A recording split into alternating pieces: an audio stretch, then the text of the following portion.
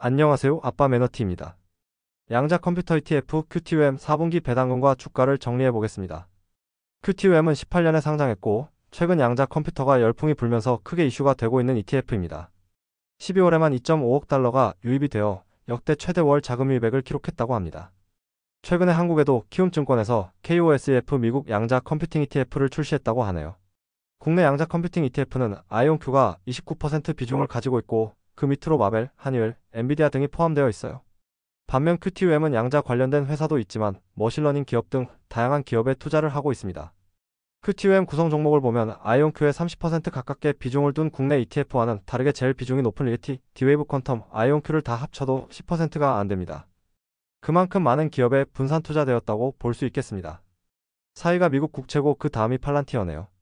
6년치 배당금을 보면 19년부터 21년까지 배당이 늘다가 22년에 급격히 증액이 되고요. 그 이후로는 22년보다는 낮게 배당을 주고 있습니다. 올해 누적 배당금은 0.49달러로 23년 대비 11%가 늘었고 배당 수익률은 0.6%가 됩니다.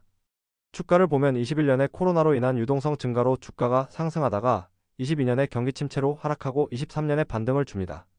그리고 올해는 23년 대비 50%나 상승을 했어요. 아무래도 최근에 양자 컴퓨터 관련 종목들이 주가가 급등을 한 것이 영향을 줬다고 봅니다. 6개월간 주가를 보면 QTUM은 30% 정도 상승을 했지만 리게티는 15배, D-Wave 퀀텀은 8배, 아이온큐는 6배가 상승했습니다. 양자 컴퓨터가 주가가 상승하게 된 계기는 아이온큐의 실적이 좋게 나온 것이 먼저가 아닌가 싶습니다. 올해 들어서 아이온큐가 매출과 수익성이 계속 개선되는 모습을 보이고 3분기에 아스트라제네카와 같은 다른 기업들과의 파트너십 그리고 양자 네트워킹 회사 큐비텍 인수 등 상용화에 대한 기대를 줬다고 생각이 들어요. 그래서 주가를 보면 아이온큐가 먼저 상승을 합니다. 그리고 11월 초에 트럼프가 대통령 당선이 되면서 양자 역학 쪽에 힘을 싣는다는 기대, 아이온큐를 포함해서 리게티, D-Wave 퀀텀도 주가가 오릅니다. 12월 들어서는 리게티의 상승이 무서운데요. 우선 아이온큐에 비해 시가총액이 작아서 변동성이 더 심한 부분도 있고 무엇보다도 12월에 많은 호재성 소식들이 많았습니다.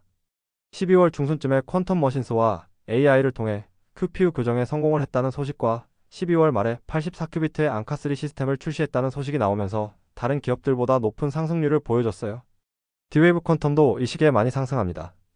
그러다가 12월 말쯤에 상승이 꺾이게 되는데 지금까지 기술주가 많이 오른 것에 대한 차익 실현으로 해석하고 있어요. 특히 양자 컴퓨터 쪽은 엄청나게 가파르게 상승을 해서 하락폭도 장난이 아닙니다.